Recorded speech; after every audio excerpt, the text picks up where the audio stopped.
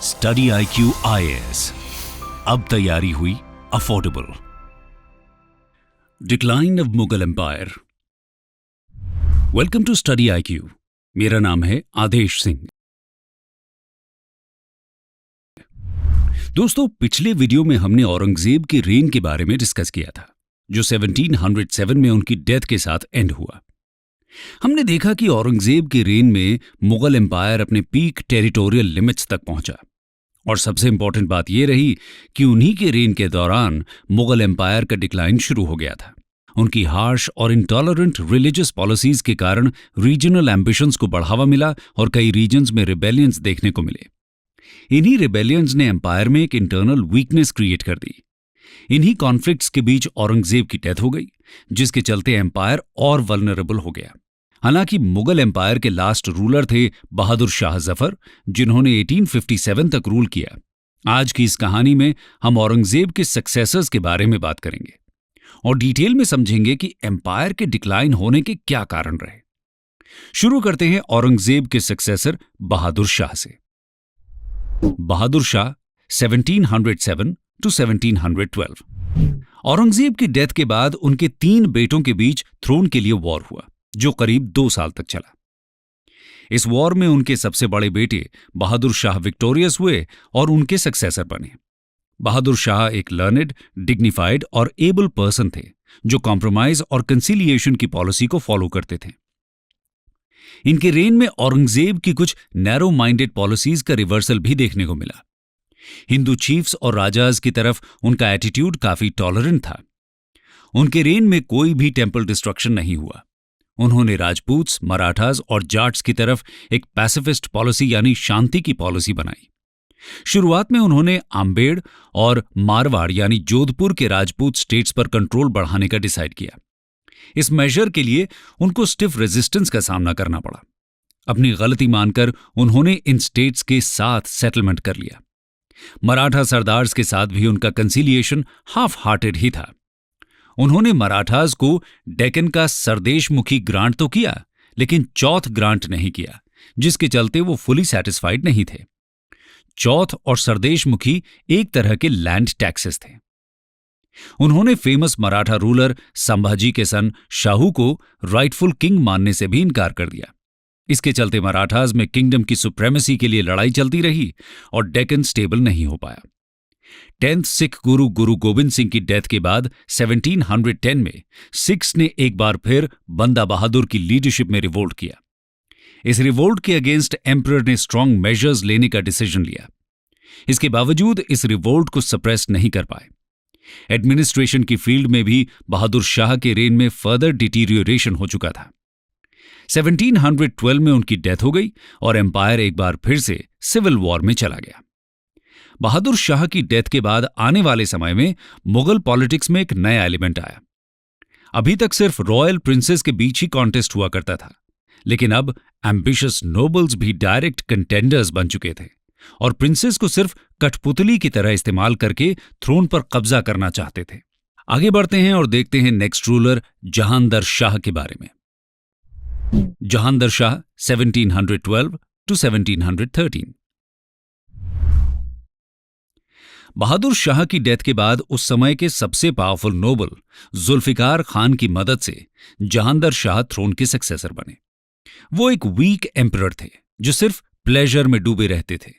Good manners, dignity और decency की उनमें कमी थी। सारा एडमिनिस्ट्रेशन जुल्फिकार खान के हाथ में था, जो वजीर बन चुके थे। उन्होंने औरंगजेब की पॉलिसीज को रैपिडली रिवर्स करना चाहा। एक इंपॉर्टेंट डेवलपमेंट यह था कि उन्होंने जिजिया को अबॉलिश कर दिया। राजपूत राजाज और मराठा सरदार्स के साथ वो फ्रेंडली रिलेशंस रखना चाहते थे। जुल्फिकार खान ने लगातार बढ़ती जागीर्स को रोककर स्टेट के फाइनेंसेस को इंप्रूव करने की कोशिश की। उनकी एक बैड पॉलिसी भी थी, जिसमें उन्होंने इजारा सिस्टम को स्टार्ट किया। इजारा सिस्टम यानी रेवेन्यू फार्मिंग। मिडलमैन और रेवेन्यू फार्मर्स अब पेजेंट से मन चाह मनी कलेक्ट कर सकते थे और स्टेट को एक फिक्स इनकम देनी होती थी। Right to collect revenue highest bidder को दी जाती थी, जो कि एक बहुत ही अनसस्टेनेबल प्रैक्टिस थी। इसके चलते पेजेंट्स का ऑपरेशन बढ़ गया। जहांदर शाह के सक्सेसर थे फारूक सियार। आइए देखते हैं उनके रेन के बारे में। फारूक सियार 1713 टू 1719। 1713 में फारूक सियार ने जहांदर शाह को आगरा में डिफीट करके थ्रोन पर सक्सीड किया। फारूक सियार ने अपनी सक्सेस का श्रेय सैयद ब्रदर्स यानी अब्दुल्ला खान और हुसैन अली खान बराह को दिया। जल्द ही दोनों ब्रदर्स ने स्टेट अफेयर्स में एक डोमिनेंट रोल हासिल कर लिया। फारूक सियार एक वीक रूलर थे, लेकिन सैयद ब्रदर्स को वो फ्री हैंड नहीं देना चाहते थे और एक पर्सनल अथॉरिटी चाहते थे। दोनों के बीच लंबी स्ट्रगल चली और फाइनली 1719 में सैयद ब्रदर्स ने एम्परर को थ्रोन से हटाकर मार दिया। फारूक सियार ने पिलग्रिमेज टैक्स को अबॉलिश किया और 1717 में ब्रिटिश को फेमस फरमान्स दिए, जो आगे चल के बैटल ऑफ प्लासी का मेन कारण बने। फारूक सियार के बाद सैयद ब्रदर्स ने 1 साल के अंदर ही 2 एम्परर्स बनाए। रफीउद दराजत, जिन्होंने मुगल्स में सबसे छोटे समय के लिए रूल किया, और रफीउद्दौला, जिन्होंने शाहजहां II का टाइटल अडॉप्ट किया। वो एक ओपियम एडिक्ट थे। रफीउद्दौला की डेथ सितंबर 1719 में हो गई और अब सैयद ब्रदर्स ने मोहम्मद शाह को थ्रोन पर बैठाया। आइए देखते हैं उनके रेन के बारे में। मोहम्मद शाह 1719 टू 1748। फारूक सियार के तीनों सक्सेसर्स सैयद ब्रदर्स के हाथ की सिर्फ एक कठपुतली मात्र थे। मोहम्मद शाह को अपनी लग्जूरियस लाइफस्टाइल के कारण रंगीला का टाइटल भी दिया गया।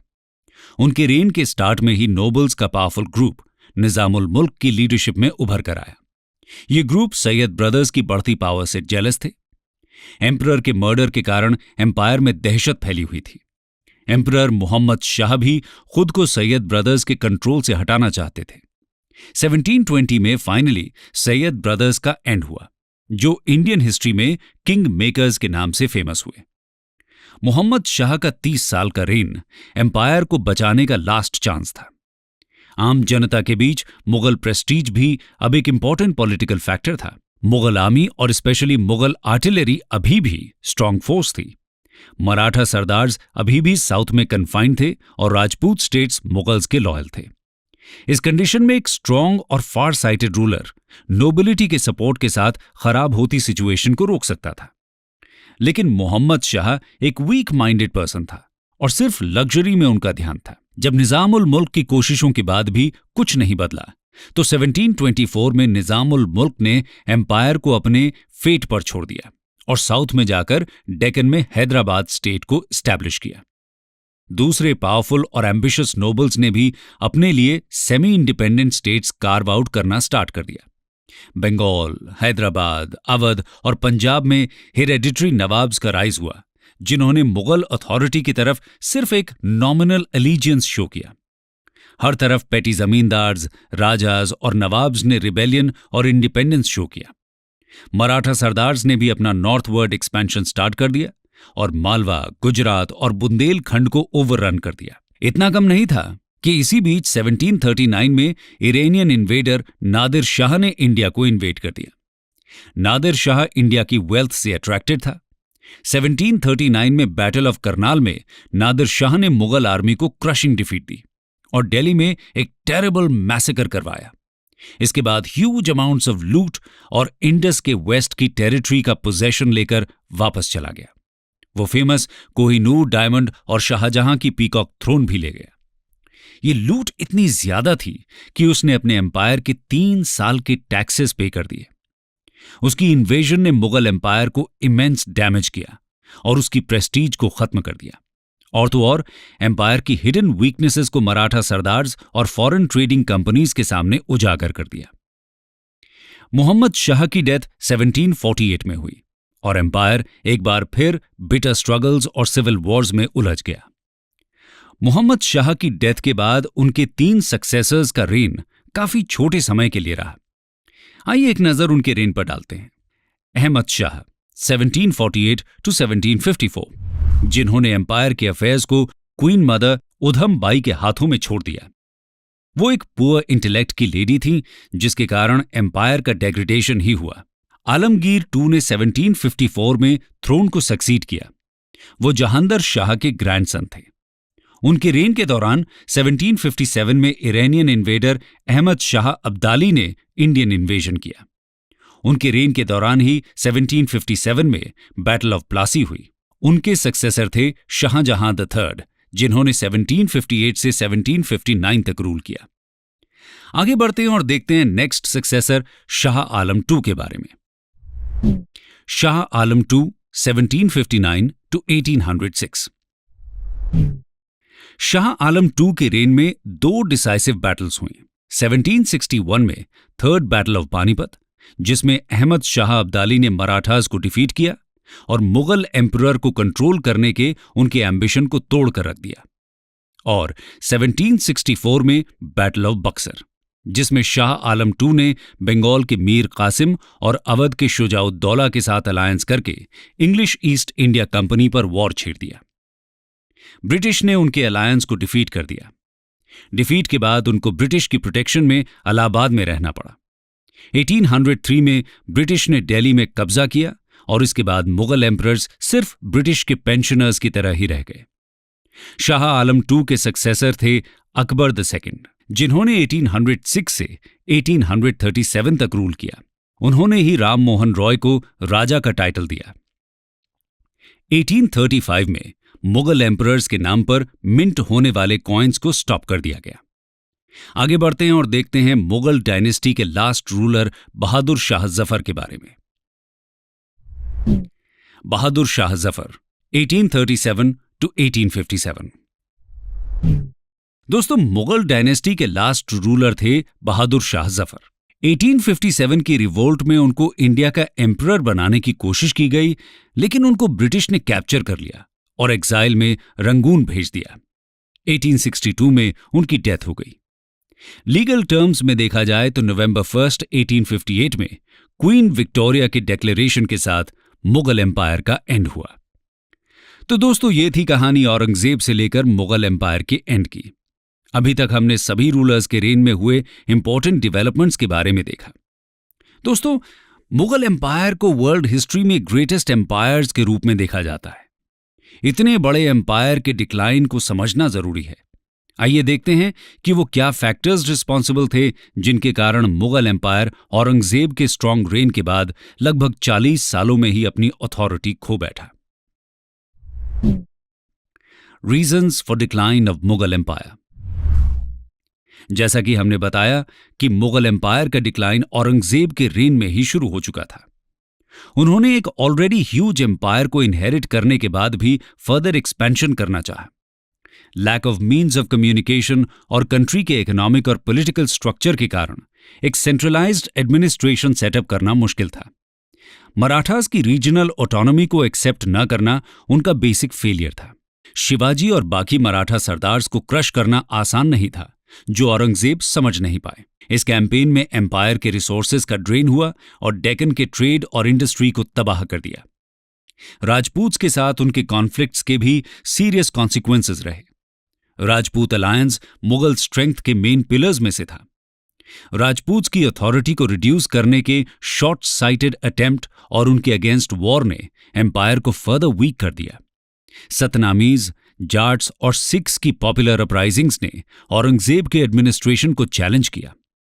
औरंगजेब की रिलीजियस ऑर्थोडॉक्सी और हिंदूज की तरफ उनकी पॉलिसीज ने एम्पायर की स्टेबिलिटी को सीरियस डैमेज दिया। अकबर, जहांगीर और शाहजहां के रेन में एक सेक्युलर स्टेट का सेटअप था, जो औरंगजेब के रेन में रिवर्स था। उन्होंने जजिया को फिर से इंपोज किया, टेम्पल्स का डिस्ट्रक्शन किया और हिंदूज पर रिस्ट्रिक्शंस भी लगाए। औरंगजेब ने कई प्रॉब्लम्स को अनसॉल्व्ड छोड़ा, लेकिन सिचुएशन वर्स हुई उनकी डेथ के बाद हुए वॉर्स ऑफ सक्सेशन के कारण। सक्सेशन के फिक्स्ड रूल के एब्सेंस में मुगल एम्पायर लगातार प्रिंसेस के बीच हुए सिविल वॉर से घिरा रहा। 18th सेंचुरी में ये वॉर्स बहुत ही फियर्स और डिस्ट्रक्टिव होते चले गए, जिनमें लाइफ और प्रॉपर्टी का लॉस होता था। इन सिविल वॉर्स के कारण एम्पायर के एडमिनिस्ट्रेटिव फैब्रिक को भी बड़ा नुकसान पहुंचा। नोबिलिटी भी अब एक वॉर ग्रुप में कन्वर्ट हो गई। कई लोकल चीफ्स और ऑफिशियल्स ने अपनी पोजीशन को कंसोलिडेट करके ऑटोनॉमी पाने की कोशिश की। औरंगजेब के रूल की वीकनेसेस और वॉर्स ऑफ सक्सेशन से हुई प्रॉब्लम्स के बाद भी एम्पायर उभर पाता अगर कोई फार साइटेड, एबल और एनर्जेटिक रूलर थ्रोन पर आता। लेकिन बहादुर शाह के बाद एकदम वर्थलेस, वीक विल्ड और लग्जरी लिविंग नोबल्स ही थ्रोन पर बैठे। मुगल एम्पायर की स्ट्रेंथ नोबिलिटी के ऑर्गेनाइजेशन और कैरेक्टर पर डिपेंडेंट थी। एक अलर्ट, एफिशिएंट और लॉयल नोबिलिटी एम्पायर को बचा सकती थी, लेकिन उनके कैरेक्टर में भी डेग्रेडेशन हो चुका था। वो भी अब ईज लविंग और लग्जरी के आदी हो चुके थे। उनकी सेल्फिशनेस और स्टेट की तरफ लैक ऑफ डिवोशन के कारण करप्शन बढ़ गया था। आपसी लड़ाई झगड़े के कारण एम्पायर एग्जॉस्ट हो गया था और फॉरेन कॉन्करर्स के सामने इजी टारगेट बन गया। नोबिलिटी की बढ़ती सेल्फिशनेस का एक कारण था जागीर लैंड्स में कमी आना और एग्जिस्टिंग जागीरदार्स की इनकम का रिड्यूस होना। लगातार बढ़ रही नोबिलिटी अब जागीर्स लैंड्स के लिए आपस में लड़ने लगे। इसका सीधा प्रेशर पेजेंट्स पर पड़ा। जब जागीर से ज्यादा इनकम गेन करने के लिए नोबल्स उनको फोर्स करने लगे। मुगल एम्पायर के डाउनफॉल का एक बेसिक कॉज था पॉपुलेशन की मिनिमम नीड्स को सेटिस्फाई न कर पाना। इंडियन पेजेंट्स की कंडीशन 17th और 18th सेंचुरी में वर्स होती चली गई। एग्रीकल्चर में भी स्टैग्नेशन और डिटीरियोरेशन आ गया। सतनामी, जाट और सिख अपराइजिंग्स एक पेजेंट अपराइजिंग ही थी। टैक्सेस से बचने के लिए कई बार पेजेंट्स को लैंड छोड़कर जाना पड़ता था। यूरोप की तरह इंडियन इंडस्ट्री में साइंस एंड टेक्नोलॉजी में कोई भी न्यू एडवांसमेंट्स नहीं हुए, जिसके चलते इंडियन इंडस्ट्री और इकोनॉमी यूरोप के कंपैरिजन में आगे नहीं बढ़ पाई। मुगल एम्पायर के डाउनफॉल का एक सोशियो पॉलिटिकल रीजन यह था कि लोगों में स्पिरिट ऑफ पॉलिटिकल नेशनलिज्म की कमी थी। ऐसा इसलिए था क्योंकि इंडिया में एक मॉडर्न नेशन के एलिमेंट्स नहीं थे। इंडियन होने की कोई भी फीलिंग नहीं थी। वो इस बात से बेखबर थे कि उनके कॉमन इंटरेस्ट्स थे। नेशन की जगह लोग पर्सन, ट्राइब्स, कास्ट या रिलीजियस सेक्ट्स के लिए लॉयल थे। 18th सेंचुरी में मुगल आर्मी की स्ट्रेंथ कम हो गई और डिसिप्लिन और फाइटिंग मॉरल्स की कमी आ गई। लैक ऑफ फाइनेंस के चलते लार्ज आर्मी को मेंटेन करना मुश्किल हो गया। सिविल वॉर्स में भी कई ब्रिलियंट कमांडर्स और ब्रेव और एक्सपीरियंस्ड सोल्जर्स की डेथ होती चली गई। मुगल एम्पायर का फाइनल ब्लो था 1739 से 1767 के बीच हुए लगातार इन्वेजन्स। इनके कारण एम्पायर की वेल्थ ड्रेन हो गई और नॉर्थ इंडिया में ट्रेड एंड इंडस्ट्री तबाह हो गई। एंड फाइनली ब्रिटिशर्स के राइज से एम्पायर के रिवाइवल की लास्ट होप भी खत्म हो गई। अब आते हैं कंक्लूजन पर। कंक्लूजन दोस्तों, इस कहानी में हमने देखा औरंगजेब के सक्सेसर्स के बारे में। हमने जाना कि किस तरह औरंगजेब के बाद लगभग 40 सालों में ही मुगल एम्पायर इर्रेलेवेंट हो गया। मुगल एम्पायर के डिक्लाइन के फैक्टर्स को हमने देखा। मुगल्स के डिक्लाइन के बाद कोई भी इंडियन पावर ग्रेट मुगल्स की हेरिटेज को क्लेम करने के लिए राइज नहीं हो पाई, क्योंकि वो एम्पायर को डिस्ट्रॉय करने के लिए तो स्ट्रांग इनफ थे, लेकिन एम्पायर को यूनाइट करने या फिर उसकी जगह कुछ नया सेटअप करने के काबिल नहीं थे। वो एक नया सोशल ऑर्डर बना नहीं सकते थे जो वेस्ट से आए नए एनिमी के अगेंस्ट खड़ा हो पाता। ये सभी रीजनल पावर्स मुगल्स के रूल में चले आ रहे पुराने सिस्टम्स की तरह ही थे। दूसरी तरफ यूरोपियंस के पास सुपीरियर इकोनॉमिक सिस्टम था और साइंस एंड टेक्नोलॉजी में भी सुपीरियर थे। इंडिया का सोशियो इकोनॉमिक और पॉलिटिकल स्ट्रक्चर अब कॉलोनियल स्ट्रक्चर से रिप्लेस हो चुका था। इस ईवल से एक पॉजिटिव डेवलपमेंट यह हुआ कि इंडियन सोसाइटी का स्टैग्नेशन अब ब्रेक हो चुका था और नए चेंजेस देखने को मिले। भले ही इस प्रोसेस ने इंडिया में एक्सट्रीम मिजरी और नेशनल डेग्रेडेशन का विस्तार किया, लेकिन इन्हीं नए फोर्सेस ऑफ चेंज के कारण ही मॉडर्न इंडिया में डायनामिज्म आया। स्टडी IQ IAS, अब तैयारी हुई अफोर्डेबल।